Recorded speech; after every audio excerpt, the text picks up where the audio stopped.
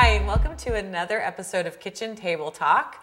Today, we're going to be talking about the Arizona immigration law, which has been a hot topic for us on the site and our Facebook page.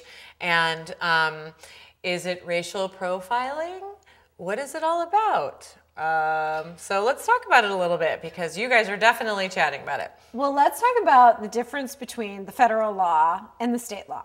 What is the difference? Well, I'm not really sure. I know that the federal law says you can't be here illegally, and I thought the state law was supposed to be backing that up because the federal government wasn't really enforcing that law. So it's really a redundant law. Well, that's part of the argument against it, is that it's a redundant law. And then And the it other puts the part focus is that on local law enforcement versus which is federal law rough enforcement. on them. Which is rough on them. Because of this added little special thing that they are going to be asked to, ask for papers when they pull someone over, ask for people's proof of citizenship or visas or whatever, which, by the way, you have to, you can get asked that anywhere you travel in the world. Who's they? Brown people?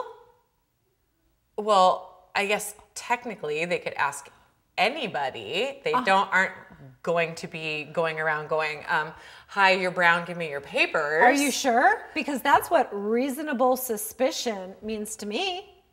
You don't look suspicious. But I thought the law was that if you get pulled over, you have to produce some papers if you're asked. That's what I'm not really sure. Well, I actually think that it was a little gnarlier, and then they noodled it. They de-gnarlied it? They noodled it because everyone was freaking out so much, and so they did take out some of those kooky words. We're talking about the difference between carrying papers and not carrying papers. Right. Who has to carry the papers? That's what I don't understand. Okay. Well, everyone's carrying papers now. Well, here's the intention of the law is that it's supposed to make it safer for the people who live there because there's a lot of unsafe things going on in the border states. Because and so we buy drugs and sell guns. But just like we have the TSA agents at the airport, they check people. They check brown people. They check purple people. And I don't know why they don't check more people that are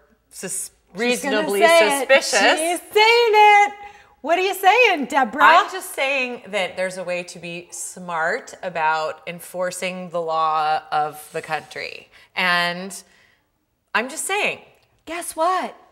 The 9/11 terrorists, they weren't brown. No, and by the way, but Jihad Jane, she wasn't a guy. Well, right. It's changing, yes. But those guys could get through our porous border with Mexico. So I'm just saying that reasonable suspicion is super broad, but I would assume that law enforcement has the wherewithal to know that if they start only asking brown people for their papers and only walking around and rounding up people just to ask them for their papers, that there's going to be hell to pay. Well, of course. So why can't we trust them to do the right thing to keep things safer? No, well, I think that, the point is our borders need to be secure. I mean, we live in a post 9/11 era. Our borders need to be that we do agree. Locked down, right? But at what cost, I guess, is the question, right? Is it racial profiling or is it not? No racial profiling. Everybody needs to be accounted for, and everybody should have the same rules, not just because of the way you look. So it's kid 1 and kid 2.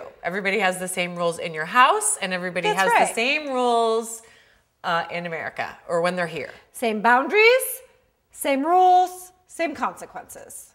Would that it was that easy, but in principle, that's a good idea.